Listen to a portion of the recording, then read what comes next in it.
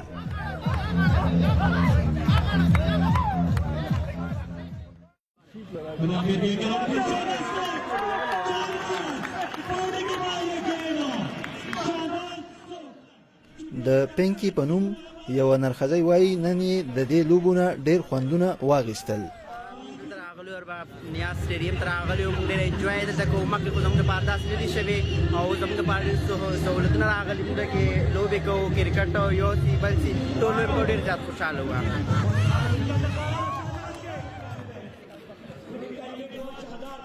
د پښتونخوا د لوبو د محکمې مشر جنید خان وایي په خیبر پښتونخوا کې په اول ځل د نرښځیانو لپاره د لوبو دا میله ترسره شوه.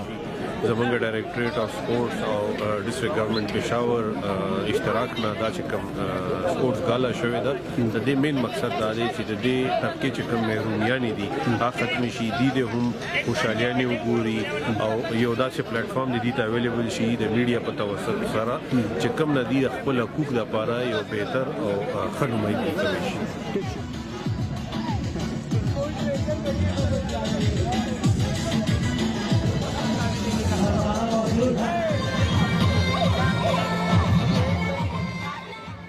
د میلې په پای کې په لوبو کې برخه اخیستونکو ته میډالونه او سندونه هم ورکړل شو.